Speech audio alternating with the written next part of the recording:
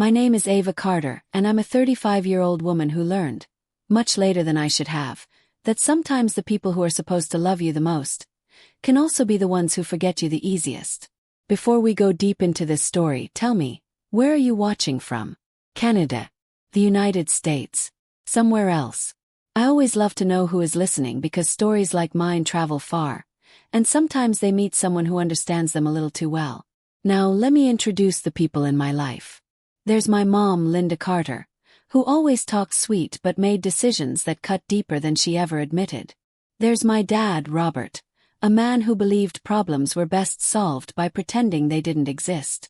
My younger brother, Ethan, the golden child, the one who never had to ask for anything twice. And then there was me, the one who learned early to stay quiet, stay useful, stay out of the way. But the story you're about to hear, it didn't start with a shout, or a fight, or even anger. It began with a calm sentence, spoken so softly that it almost sounded like an accident, but it changed the course of my entire life. Now let's jump straight to the highest, sharpest peak of what happened. It was a warm morning in May when my parents called me to the living room. My brother Ethan's graduation from the University of Florida was only 2 days away, and everyone in the family had been talking non-stop about the trip.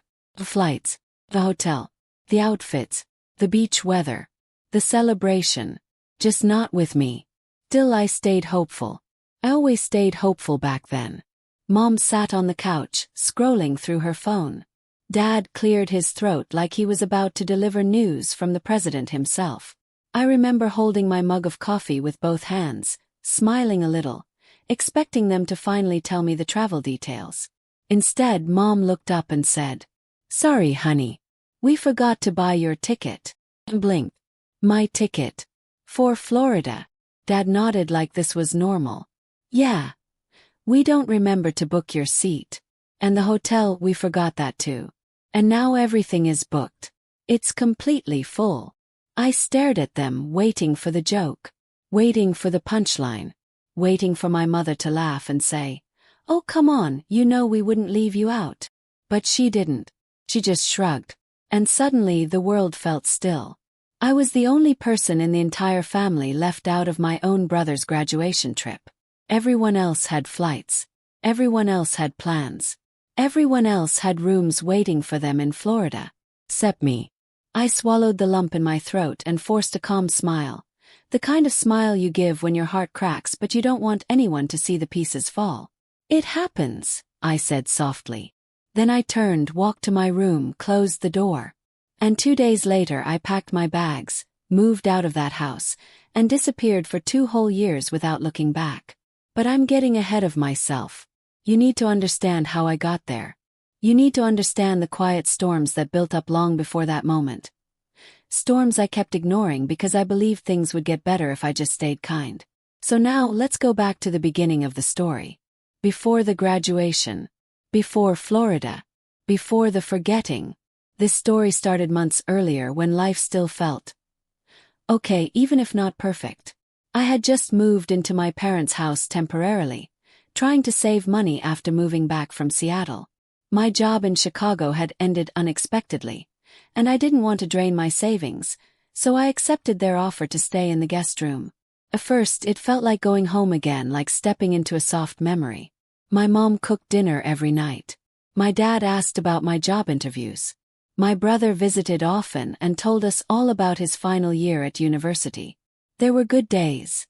Days filled with laughter, dinners, and family movie nights. Days where my dad grilled steaks outside and my mom brought out cold lemonade. Days that made me believe I still belonged with them. But then there were the other days, the ones that stung but didn't leave a scar deep enough for me to run, yet. Days when Mom forgot to call me for family outings. Days when Dad would praise Ethan like he was a hero while barely noticing I walked into the room. Days when they treated me like a passing shadow while treating my brother like sunlight. Little things. Small hurts. Tiny cuts. I brushed them off every time. Because that's what kind people do, right?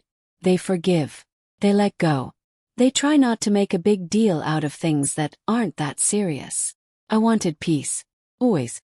Even if it meant I had to shrink myself. One evening, about a month before the big incident, Mom came into my room without knocking. She sat on the edge of the bed and said, "Ava, you know Ethan's graduation is coming up. It's gonna be a big family moment. You'll be there, right?" Smiled. "Of course. Why wouldn't I be?" She nodded, but her eyes drifted away like she was thinking about something else. Something she didn't want to say out loud.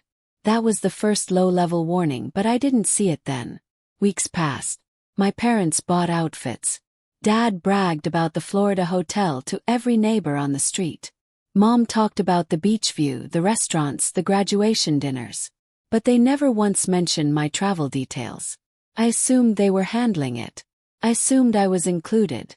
After all, I was family. Or at least, I thought I was. Then came another smaller moment. A less extreme event, but sharp enough to make me blink. One evening at dinner, Ethan looked at me and asked, "You booked your ticket, right?" I frowned. "No. I thought Mom and Dad were booking everyone's." Mom froze for a moment. Dad coughed. Ethan looked confused. But before I could ask anything else, Mom quickly changed the topic to the weather, and the moment slipped away like smoke, forgotten. Or rather, ignored. And finally, we reached the end of this chapter. The night before everything came crashing down. I walked into the kitchen, smelling the warm scent of cinnamon rolls Mom was baking for the trip. Dad was checking flight confirmations on his laptop. Ethan was on the phone with his friends, excited about the Florida beaches. I waited, hoping someone would finally tell me my flight time. Tell me my room number. Tell me I was part of the family vacation. But no one did. And when I asked, that was when they looked at me. With that strange mixture of guilt, discomfort, and something colder. That was when Mom said the words that ripped open the truth. "Sorry, honey. We forgot to buy your ticket." And that, right there, is where everything changed. I was officially left out of my own brother's graduation trip. And they said it like it was nothing. When Mom said those words, "Sorry, honey, we forgot to buy your ticket," it felt like the room shrank around me. The air went thin. My heartbeat got loud enough that I could hear it in my ears. But I didn't scream. I didn't argue. I didn't ask how someone forgets an entire daughter. I simply said, "It happens." I don't know why I said that. Maybe because I was used to swallowing hurt. Maybe because I didn't want to give them the satisfaction of seeing me break. Maybe because part of me still hoped it wasn't as cruel as it looked. But deep inside, something shifted. A small crack became a doorway. A doorway leading out of their house. And out of their lives.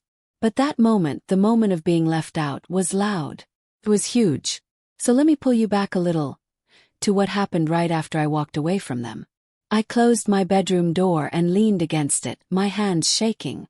For the first time in years, the house felt like a place I didn't belong. I looked around my room, the guest room they let me use. The one with the fading wallpaper. The old nightstand. The bed that wasn't mine but had become mine out of necessity. I whispered to myself, "They really don't see me." And that was the truth.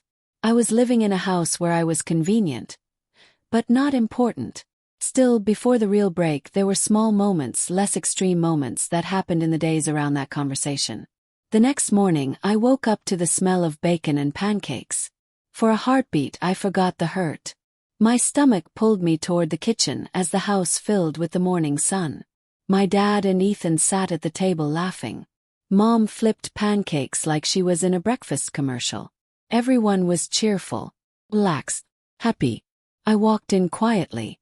They turned, looked at me, then kept talking, louder than before. No good morning. No smile. No invitation to sit.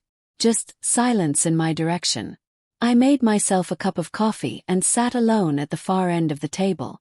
Mom didn't even look at me when she said, "Flight leaves tomorrow morning at 7. We need to be at the airport by 5. Except the "we" didn't include me. They talked about the Florida weather, about the hotel pool, about the restaurants they wanted to try. Ethan even joked, "I heard the graduation section is huge.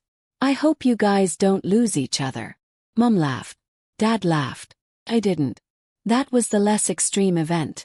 That cold breakfast that made me realize something important. I wasn't invisible. They saw me. They just didn't care. But the real breaking point, the one that ends this chapter, came the next night. The house buzzed with excitement as everyone packed their suitcases in the living room. Ethan's graduation gown hung beautifully on a chair. Mom was folding their clothes neatly. Dad was double-checking their reservation emails. Yes, their emails. I stood at the doorway watching, like a stranger peeking into someone else's life. Mom must have noticed me because she said, "Ava, can you help zip Ethan's suitcase?" I walked over slowly. Ethan lifted the lid so I could zip it up. But as he did, I noticed something shiny inside. 4 matching keychains. Florida Gators keychains. One for Mom. One for Dad. One for Ethan. And one more. Not for me. For my aunt in Miami, who wasn't even attending the graduation. I stared at those keychains. 4 little metal reminders that I had been forgotten on purpose. Ethan must have seen my face because he paused and said quietly, "Ava, I thought you were coming." Mom looked up sharply. "She wasn't part of the reservation, Ethan. Don't start." Dad cleared his throat. "Let's not make this emotional." But I wasn't emotional. I was numb. Then it happened. The extreme event ending this chapter. Dad turned to me and said, with no guilt at all, "Don't be upset, Ava. Just stay home and relax. We'll bring you pictures." Pictures. They left me out of my own brother's graduation. And offered pictures. That was the moment I knew I was done. That was the moment the 2 years of silence began forming in my heart. That was the moment the last tie snapped. I zipped Ethan's suitcase. I stood up. And without a word, I walked upstairs to pack my own. I went upstairs quietly, step by slow step, like I was climbing out of a life I no longer recognized. My hands were steady, too steady. It was the kind of calm that comes right after a breaking point, when your heart has already shattered, so nothing else can hurt it anymore. I walked into the guest room, my room, and closed the door behind me. I stood there for a long moment, staring at the walls, the shelves, the bedspread. Everything suddenly felt like it belonged to a version of me who still believed she was part of that family. I whispered, "It's time." Then I picked up my empty suitcase from under the bed. But before packing, I sat down on the edge of the mattress. My hands shook for the first time. The silence in the room was heavy. My chest hurt in a quiet, aching way. I thought about all the years I tried to be the good daughter, the peacekeeper, the helper, the one who never asked for much, the one who always forgave everything. But in that moment, I realized something important, something I wish someone had told me years earlier. Kindness does not mean letting people treat you like you don't matter. Empathy doesn't mean ignoring the pain they cause you. I deserved better. Maybe for the first time in my life I believed that. That belief didn't come like fireworks. It came softly, like a small light in a dark room. But it was enough. So I started packing. Few clothes, my laptop, my journals, my mother's birthday gift, the one she had never opened. The framed photo of me and Ethan as kids when things were still simple and we still laughed the same way. As I packed, I remembered all the little moments that led up to this bigger one. Moments that didn't hurt enough on their own, but together formed a road that pushed me out the door. Like the time I asked Mom if she needed help planning the trip and she said, "Don't worry about it." Or when Dad talked about Florida weather for an hour but never once asked if I needed sunscreen or a checklist. Or when Ethan casually said, "I can't wait for you to see the ceremony," and Mom shot him that sharp look like he had said something forbidden. Those were the small signs, the quiet warnings. But I ignored them because it's easier to hope than to face reality. Now reality stood in front of me with its arms crossed. While I packed, I reminded myself of a promise I had made years before. If I ever felt like I didn't belong somewhere, I would leave. Not to punish anyone but to protect myself. And so, kept packing. As I zipped my suitcase shut, a familiar sadness washed over me. But this time it wasn't heavy. It was the sadness of closing a door you should have closed a long time ago. Then came a less extreme event but a meaningful one. The moment that proved to me I was doing the right thing. There was a soft knock on my door. Ethan. He peeked in with a worried look. Hey. Can I talk to you for a second? He nodded. He stepped inside and closed the door gently. Ava, I didn't know they didn't get your ticket. I really thought you were coming. His voice cracked a little. He wasn't perfect, but he cared, and that mattered. I know, I said softly. It's not your fault. He sat beside me on the bed. They shouldn't have done that. You're my sister. You should be there. His eyes looked glossy, like he was fighting tears he didn't want me to see. I placed a hand on his shoulder. Ethan. Don't make this heavy for yourself. This isn't on you.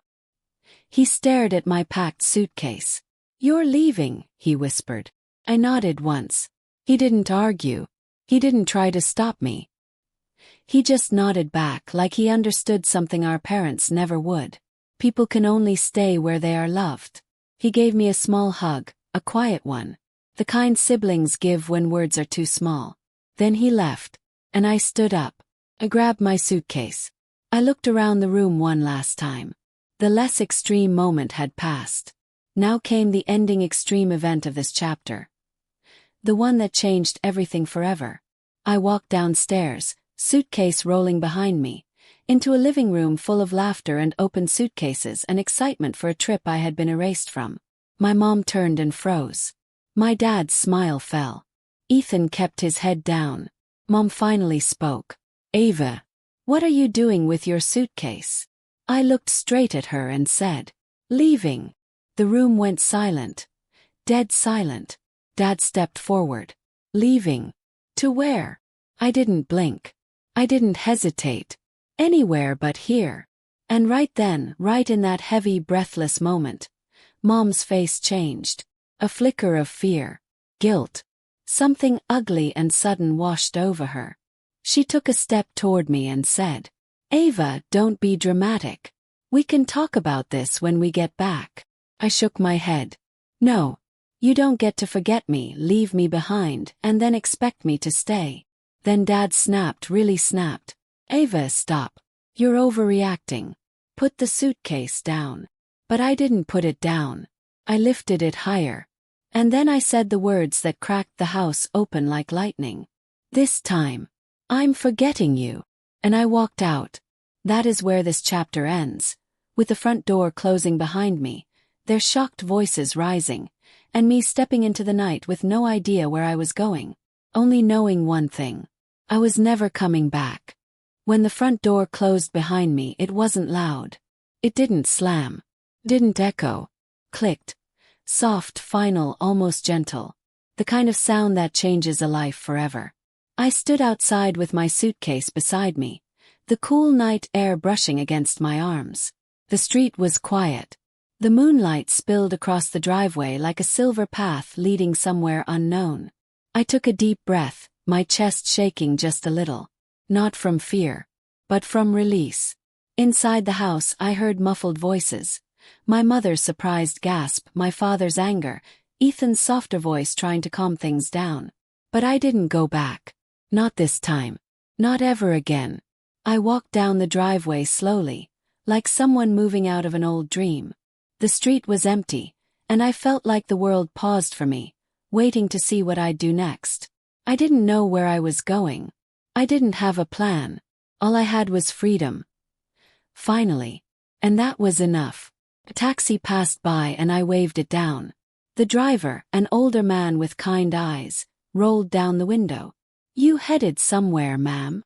Yeah, I said, pulling my suitcase closer. Anywhere but here. He helped me load my bag and didn't ask questions, which was a type of kindness I desperately needed. I got in the back seat, leaned my head against the window, and watched the only home I'd ever known grow smaller and smaller until it faded into the night. That was the extreme event continuing from the last chapter, me finally walking away. But as all storms settle, the next moments came softer. A less extreme event, but a meaningful one. The driver glanced at me in the mirror. You okay?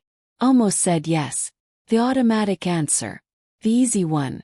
But for the first time in a long time I decided to tell the truth. No. Not really, but I will be. He nodded like he understood more than I said. Sometimes leaving is the only way to breathe again. I didn't reply, but his words stayed with me, warm and steady. We drove to a small motel. Nothing fancy but safe, clean, quiet. I checked in and stood in the doorway of the room, the soft yellow light spilling over the bed. No crowded house. No ignored presence.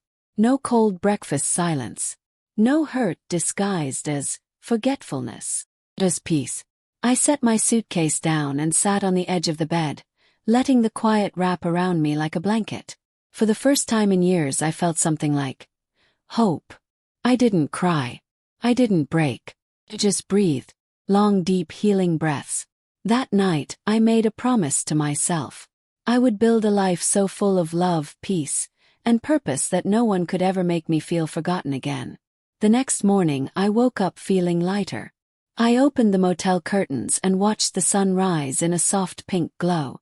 Everything felt new, like life had hit the reset button. I grabbed my phone and looked at the time. My parents and Ethan were probably at the airport by now. Maybe they were wondering where I was. Maybe they weren't. But their thoughts were no longer my business. And that was the greatest freedom of all. I called an old friend, Melissa, someone who had always been on my side but lived states away. "Ava," she answered sleepily. "Are you okay?" I smiled a little. "No, but I will be. I left home."